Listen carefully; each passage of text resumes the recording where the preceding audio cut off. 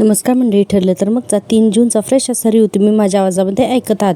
काल आपण पाहिलेलं आहे की सोशल मीडियावरती सचिन दीक्षितने जी काही पोस्ट केलेली आहे तर ते सायली जी आहे तर ते वाचून दाखवत असते. आता हे सगळं वाचून झाल्यानंतर खरंच सगळ्या सुभेदारांना खूपच मनस्ताप होतो. आता हे सगळं ऐकल्यानंतर अस्मिता म्हणते हे सगळं आपल्याला प्रेशराईज करण्यासाठीचे टॅक्ट आहेत आणि एकतर सचिनला हे सगळं सोशल मीडियावरती नेण्याची काय गरज होती असं अस्मिता म्हणत असते. आता त्यानंतर चैतन्य म्हणतो आणि सचिन एकतर एवढंच करून नाही थांबलेला, तो बाकीचंही खूप काही करतोय. आता असं म्हणल्यानंतर कल्पनाताई म्हणतात का अजून तो काय करतोय. आता इतक्यातच अर्जुन आणि अश्विनी येतात ना जेलमधून प्रियाला भेटून आणि अर्जुन म्हणतो कोण काय करतोय. तर सायली म्हणते अहो कुठे गेलो होतात तुम्ही. तर अर्जुन काय बोलणार. इतक्यातच अश्विन म्हणतो की माझ्या काही पेशंटला लिगल ॲडवाईस हवी होती म्हणून मी दादाला घेऊन हॉस्पिटलमध्ये गेलो होतो असं अश्विन सांगतो. आणि बघा त्यानंतर आहे ना अर्जुनला खरं तर खोटं बोलायचं नसतं पण आता नाईलाज असतो. अश्विन म्हणतो पण इथे काय झालं. इतक्यातच चैतन्य अर्जुनला ती सोशल मीडियावरची पोस्ट दाखवतो. आता अर्जुनने ती पोस्ट बघितल्यानंतर अर्जुनसुद्धा खूपच चिडतो. अरे आणि म्हणतो की अरे तो म्हणाला होताच ना की सचिनने उद्याची डेट इमिजिएटली मागून घेतली आणि त्या बेसवर त्यांनी ही पोस्ट टाकली सोशल मीडियावर असं अर्जुन म्हणतो. आता चैतन्य म्हणतो अरे अर्जुन त्याने डेट तर मागून घेतलीच आहे पण त्याची हिंमत तर अजून वाढली आहे. अर्जुन म्हणतो का अजून काय केले. तर चैतन्य म्हणतो अरे त्याचा नक्की काहीतरी प्लॅन आहे हे बघ नोटीस. म्हणून आता चैतन्य एक नोटीस दाखवतो अर्जुनला. आता अर्जुन ती नोटीस वाचतो आणि अर्जुन म्हणतो की त्याला आपल्याला आता कुठलीही तयारी करण्याची संधीसुद्धा द्यायची नाही म्हणून तो अशी एकावर एक घाव घालतोय.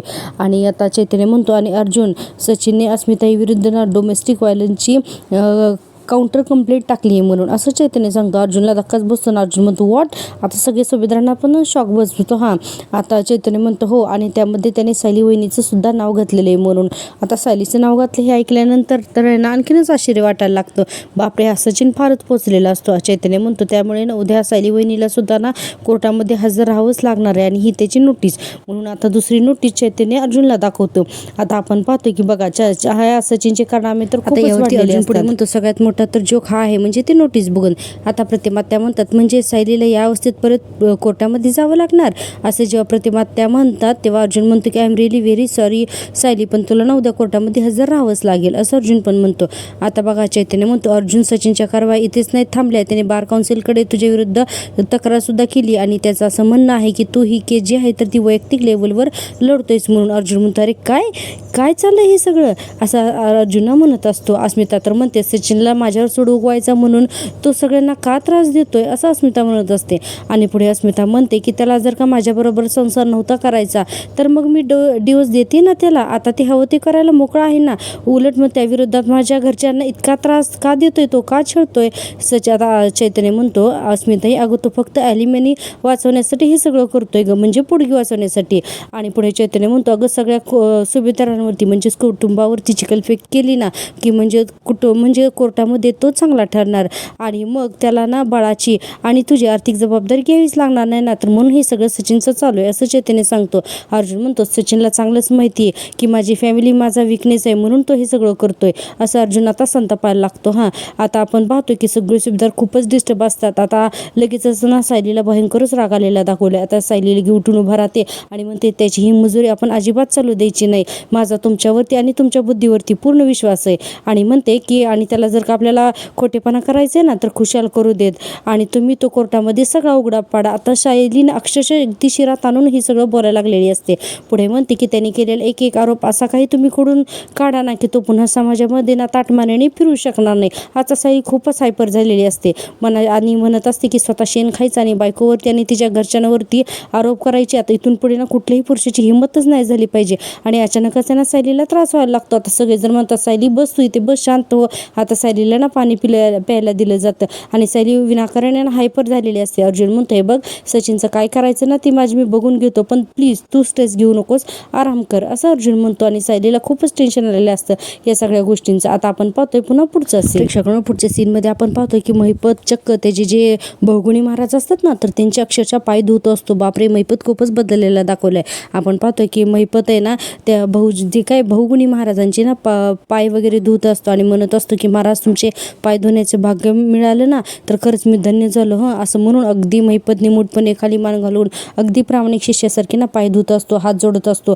तर ते महाराज आहेत ना अचानकच ना महिपतला लातच घालतात ना आणि महिपत डायरेक्ट खाली पडतो आणि हे सगळे ना ते जमलेली लोक पण पाहतात आणि हे सगळं सचिन पण बघतो आणि सचिनला तर शॉकच बसतो.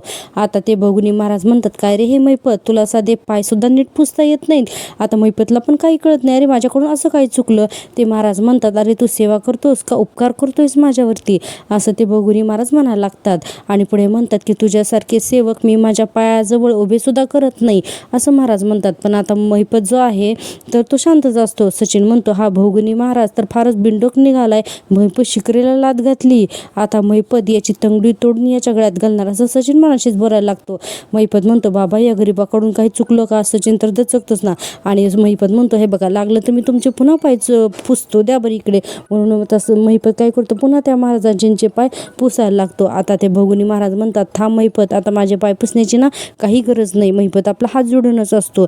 ते महाराज म्हणतात, मी तुझी फक्त परीक्षा बघितली. म्हणजे महिपत कसा संयम ठेवतो ना.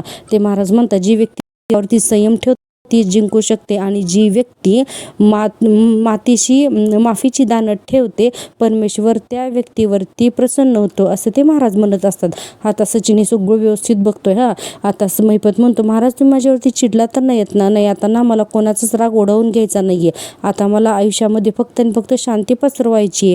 ते भोगुनी महाराज म्हणतात, अरे तू गुंड होतास ना. तर महिपत म्हणतो, नुसता गुंडच नाही बाबा, मी तर राक्षस होतो, राक्षस. पण आता ना मला देव बनायचंय, मला माणूस जरी बनता आलं ना तरी खूप झाला. सचिन तर आता डोक्यालाच हात लावतो. भोगुनी महाराज म्हणतात, हे बघ तुझी कहाणी ना मला ठाऊक आहे. आणि आता तिथल्या जमलेल्या माणसांना सगळ्यांना ते भोगुनी महाराज सांगायला लागतात, हा महिपत शिकरे आहे ना, हा खूप मोठे मोठे गुन्हे करून एकेकाळी तुरुंगात होता. आणि पुढे ना ते महिपतची सगळी हिस्ट्री तिथल्या जमलेल्या लोकांना सांगायला लागतो.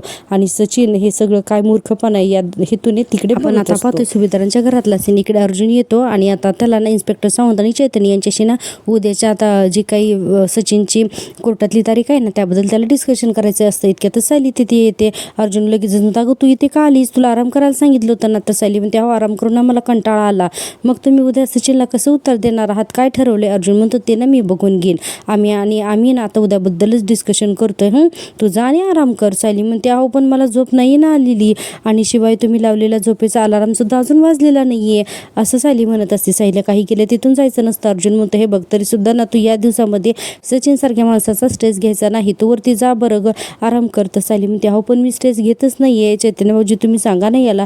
आता चैतन्य काय बोलणार. इतक्यातच अर्जुन म्हणतो, अरे तो काय सांगणार आहे, मी या बाबतीत आहे ना कोणाचं काही ऐकून घेणार नाही, ओके तुला कळतंय. आणि म्हणतो की आता तू वर जा आणि आराम करायचंय, दॅट्स इट, गो.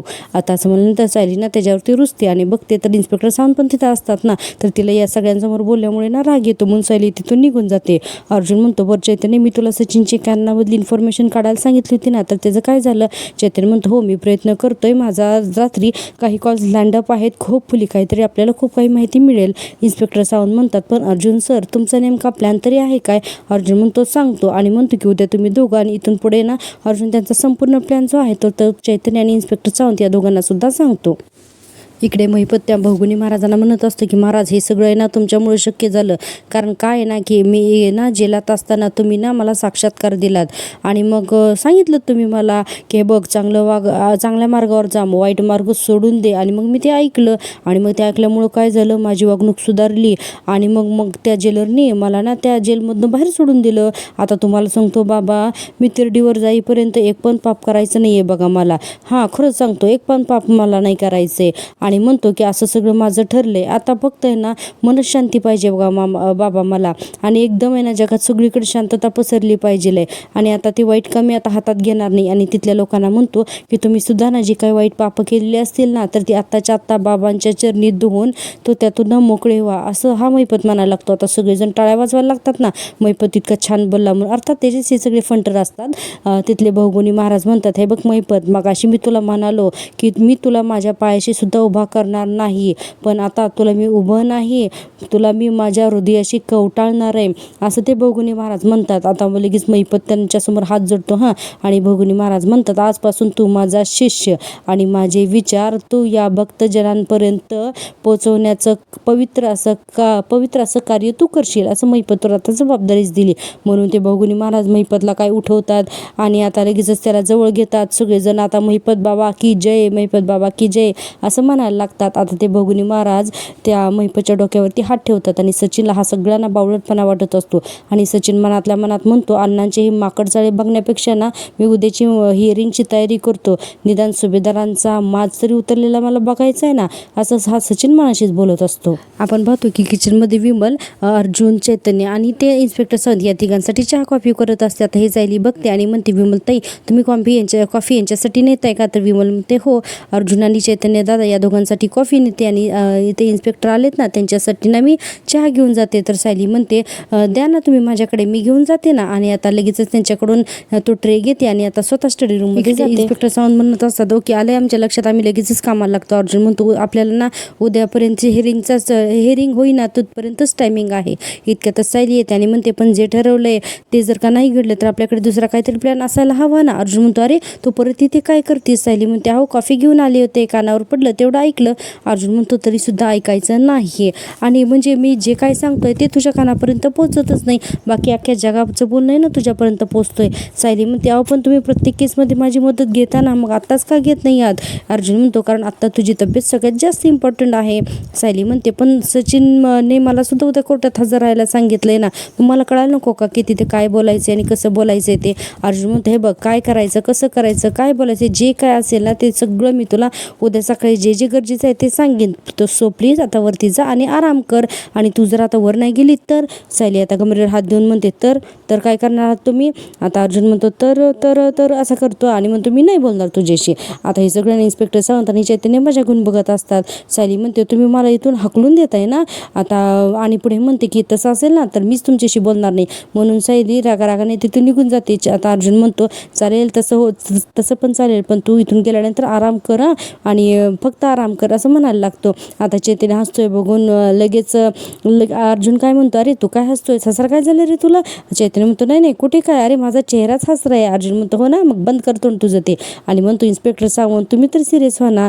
आता सावंत म्हणतात, हो तुम्ही काळजी करू नका, तुम्हाला जे हवंय ना ते सगळं उद्या सकाळपर्यंत आपल्या हातात असेल. अर्जुन म्हणतो, ओके प्लीज तुम्ही कॉफी घ्या ना. आणि बघा आता सायली ना चक्कर रुसून बसलेली आहे तीही आता स्टोर रूममध्ये. आता आपण पाहतोय पुढचा सीन, तो म्हणजे इकडे कल्पनाताई आणि प्रतापराव हे आणि या प्रतिमा त्यांना त्यांच्याशी बोलत असतात. प्रतिमा त्या म्हणत असतात की तुम्हाला पटतंय ना माझं बोलणं?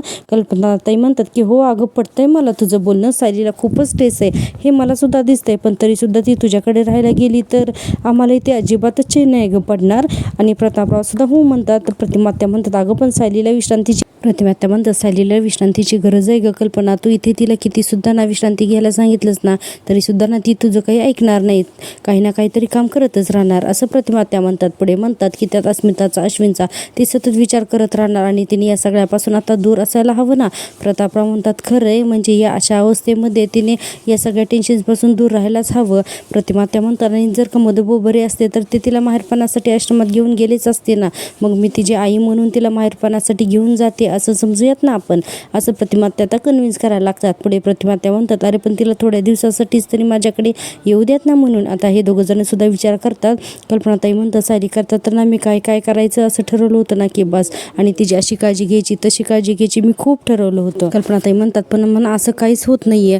तर प्रतिमा त्या म्हणतात, अगं असं काहीच नाहीये ग कल्पना, तू सुद्धा ना तिची आई बनूनच तिची काळजी घेतेस ना, पण सध्या घरातलं वातावरणच असं आहे ना की सायलीचं मन शांत राहणं खरंच खूप कठीण आहे ग. कल्पनाताई म्हणतात, हो सध्या घरामध्ये जे काही चालू आहे ना तर ते सायली करता हे सगळं खूप महत्त्वाचं आहे. आणि म्हणते की चालेल ठीक आहे, तू तिला तुझ्या घरी घेऊनच जा हां. असं जेव्हा कल्पनाताई म्हणते तेव्हा प्रतिमा त्याच्या चेहऱ्यावरती हास्य येतं. आता प्रतापराव म्हणतात, हे बघ अशी कितीशी दूर जाणार आहे ती, इथेच तर आहे, आपल्याला जेव्हा आठवण येईल ना तेव्हा आपण लगेच जाऊ ना तिला भेटायला. प्रतिमा ते म्हणतात, अगदी कधीही या, पण आता थोडे दिवस तरी मला आणि रविराजांना आमच्या लेकीचं कौतुक केल्याचं सुख मिळू देत ना. कल्पनाताई म्हणतात, हो पण आता हे अर्जुनला तर पटायला हवं ना. कल्पनाताई म्हणतात, सॉरी प्रतिमा त्या म्हणतात, हो मी त्या अर्जुनशी बोलले ना, पण मी सायलीला आता उद्याच्या उद्या घेऊन जाणार आहे म्हणून. आता हे तिघे जण आणखीन बोलतच असतात. इतक्यातच आहे ना अर्जुन बायको म्हणून जोरजोरात हाका मारायला लागतो. तर लगे अस्मिता पण हाका मारायला लागते, सायली ए सायली सायली कुठे आहेस तू. प्रतापराव म्हणतात अरे हे सगळे सायलीला का हाका मारतायत, आता चला बरं बाहेर जाऊन बघूया. म्हणून हे सर्वजण हॉलमध्ये जातात. इकडे आपण पाहतोय की अश्विन अर्जुन सगळीकडे सायलीला शोधत असतात. अस्मिता म्हणते की मी गार्डनमध्ये शोधलं तिथे नाहीये आणि आता सायली कुठेच सापडत नाही, कुठे गेली असेल. विमल म्हणते अहो इथे पण नाही येत ना, त्या कुठे गेल्या असतील. आता इतक्यातच ना अर्जुन म्हणतो अरे कुठे गेली असेल माझी बायको. कल्पना येतात आणि म्हणतात काय रे काय झालं काय एवढं. अर्जुन म्हणतो डॅड ॲक्च्युली मी ते स्टडीमध्ये काम करत बसलो होतो तेव्हा मी तिला सांगितलं की जा वर आणि आराम कर, पण जेव्हा मी वर गेलो तेव्हा ती रूममध्ये नाही आहे आता आणि आता कुठेच सापडत नाही आहे. आता असं म्हणल्यानंतर सगळ्यांना टेन्शन येतं की अरे सायली कुठे गेली असेल. अस्मिता म्हणते आम्ही घरामध्ये सगळीकडे शोधलं पण सायली आम्हाला कुठेच दिसत नाही आहे. मी एक काम करते, मी ना बाहेर बघून येते गार्डनमध्ये वगैरे असं म्हणून अस्मिता जाते. आणि आता बघा अस्मिता जाते स्टोर रूममध्ये या सायलीला शोधायला. प्रतापराव म्हणतात अरे पण इतक्या रात्री ती कुठे गेली असेल. प्रतिमा त्या म्हणतात अर्जुन तुझं काही भांडण वगैरे झालं नाही ना रे. तर अर्जुन म्हणतं नाही नाही अगदी भांडलो असं नाही आहे आम्ही, पण हां चिडलो मी तिच्यावरती. आता असं म्हटल्यानंतर आपण पाहतोय की इकडे सायली स्टोरूममध्ये येऊन बसलेली आहे. अस्मिता आता स्टोरूममध्ये येते तर तिला नाही का आडोशाला सायली बसली हे ना दृश्य असं तिला दिसतं आणि तिला ना सायलीचं थोडंसं कौतुकच वाटतं. पण अस्मिता तिथे काही न बोलता तिथून डायरेक्ट हॉलमध्ये निघून जाते आणि सगळ्यांना जाऊन सांगते. अजून सांगतो म्हणजे चिडलो म्हणजे काय झालं की आम्ही ना तिघीजण केसबद्दल बोलत होतो आणि तिला तर तिथे थांबायचं होतं. मग मी तिला काय सांगितलं की तू जा आणि आराम कर, तुला इथे कशाला थांबायचे. कल्पनाताई म्हणतात अर्जुन तू तिला का त्रास देतोस, अरे जरा तिच्या कलानी घे की. आता कल्पनाताई त्यालाच रागवतात. अश्विन म्हणतो दादा आपण गेटजवळ जाऊन एकदा बघूयात का. इतक्यातच अस्मिता येते आणि म्हणते अर्जुन अर्जुन अरे चल ना, हे बघ सायली ना स्टोरूममध्ये आणि चला ना. आणि म्हणते की शुक कुणी बोलायचं नाही हां असं म्हणून आहे ना ती सगळ्या सुभेदारांना स्टोरूममध्ये घेऊन जाते. अरे या तर म्हणून आता सगळेजण सुभेदारांना स्टोरूममध्ये जातात. तर बघा हां सायली एका आडोशाला ना अशी लपून बसलेली असते, म्हणजे खरं तर ती रुसून बसलेली असते. आता घरातले सगळे मेंबर तिथे जातात आणि हे पाहतात. अस्मिता म्हणते कोणाला तरी खूप राग आलेला दिसतोय असं अस्मिता जेव्हा जोरात म्हणते त्यावेळेस ना सायली लगेच बघते. कल्पनाताई म्हणतात काय हे सायली तू इथे येऊन बसलेस. सगळ्यांना ना कौतुक वाटत असतं पण बघा प्रतिमात्यांच्या चेहऱ्यावरती ना काही वेगळेच भाव असतात. अस्मिता म्हणते अरे नवऱ्यावर रुसण्याची ही नवीन पद्धत आहे वाटतं, म्हणून अस्मिता ना हे सगळं लाईटली घेत असते. प्रतापराव म्हणतात अर्जुन अरे काय हे हां अरे हे सगळं ना तुझ्यामुळे झालंय, का चिडलास तू तिच्यावरती. अर्जुन म्हणतो अरे डॅड मी नाही चिडलो तिच्यावरती, मी तर तिला फक्त सांगितलं होतं की तुझं आराम कर बायको, अगं तुला हेच सांगितलं ना मी. आता सायली बघा सायली तर आणखी रुसलेलीच असते अजूनही. आता सायली तिथून उठून बाहेर येते आणि म्हणते की अजिबात नाही, तुम्ही चक्क मला स्टडी रूममधून हाकलून दिलं, मी तिथे उभी राहिली असते तर तुमच्यावरती काय आभाळ कोसणार होतं का, पण तुम्ही ना माझं ऐकूनच घेतलं नाही. आणि आता सगळेजण हसायला लागतात. अर्जुन म्हणतो की सॉरी बायको, खरंच सॉरी, आता माझ्यावरती चिडू नकोस ना. सायली म्हणते आता चिडून आता सॉरी म्हणून काय उपयोग आहे, मगाशी तर तुम्ही माझं ऐकून पण नाही घेतलं, मला केसचा भागच होऊ नाही दिलं. आता सगळ्यांना खूपच कौतुक वाटत असतं या सायलीच्या नवीन रूपाचं. अर्जुन म्हणतो अगं चुकलं माझं, बरं आता मी काय करू, उठाबशा काढू का. काढतो हां काढतो म्हणून आहे ना स्टोर रूममध्येच अर्जुन उठाबशा काढायला लागतो. सगळेजण अर्जुनला अरे बापरे म्हणून आहे ना हसायला लागतात. सायली म्हणते पुरे हां लगेचच उठाबशा काढायची काही गरज नाही आहे. आणि आपण पाहतोय की प्रतिमात्यान एकसारख्या सायलीकडेच बघत असतात. सायली म्हणत असते पण ना मला एकच गोष्ट बोलायची की मला जर का काम करायचं असेल तर या डिस्कशनचा भाग होऊ द्यायचं होतं ना. अर्जुन म्हणतो ओके ॲज यू विश. आता आपण विमल म्हणते की आज आपल्याला सायली त्यांचं काही वेगळंच रूप बघायला मिळलं आहे ना. आता असं म्हणल्यानंतर अस्मिता म्हणते अगं प्रेग्नेन्सीमध्ये अशी मूड स्विंग होतच असतात. आणि आता सायली अगदीच लाजत असते. अस्मिता म्हणते सायली आतापर्यंत जशी वागली नसेल ना आत्ता तशी वागणार ती इथून पुढे. आणि म्हणते की अर्जुन बघ मनाची तयारी करून ठेव हां, आणि हे बघ आता भरपूर काहीतरी तुला बघायला मिळणार आहे. आणि आता अर्जुनलाही काही समजत नसतं पण प्रतिमात्या मात्र ना अजूनही गंभीरच दाखवलेत. प्रतापराव म्हणतात पण काही होऊ द्या, सायलीची ही रुसण्याची पद्धत बघून काही वेळ का होईना पण आपलं टेन्शन जरा दूर झालं हो. तर कल्पनाताई म्हणतात हो ना. आणि यांना सगळेजण छान आनंदात असतात. आता कल्पनाताई बघतात तर प्रतिमा त्यांना खूपच शांत असतात. आता कल्पनाताई म्हणतात की काय ग प्रतिमा तू कशी शांत आणि गप्प आहेस. प्रतिमा त्या म्हणतात की तुला नाही का ग आठवलं कल्पना. आता आणि म्हणतात की प्रताप तुला सुद्धा नाही का रे आठवलं ग. तर प्रतापराव म्हणतात काय ग. प्रतिमा त्या म्हणतात अरे खरं तर या मुलांना सुद्धा आता आठवायला हवं ना काय येते. आता कोणाला काहीच कळत नसतं प्रतिमा त्यांना नक्की काय बोलायचं आहे ते.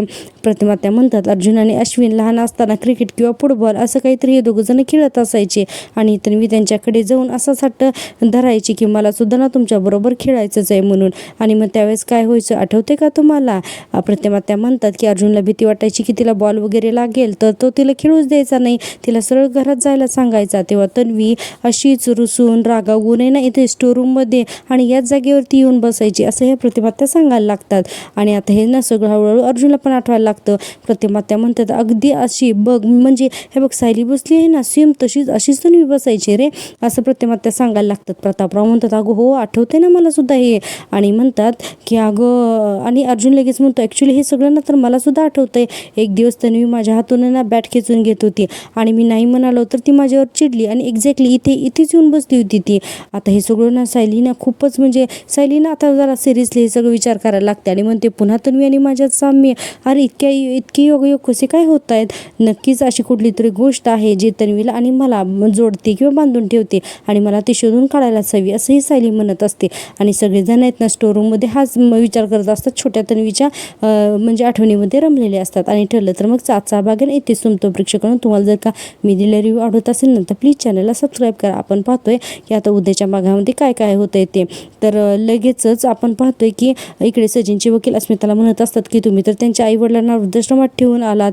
तर अर्जुन म्हणतो काय हो, तुमच्या आईवडिलांना तुमच्या बायकोने म्हणजे अस्मिताने वृद्धाश्रमात टाकलं. तर सचिन म्हणतो हो.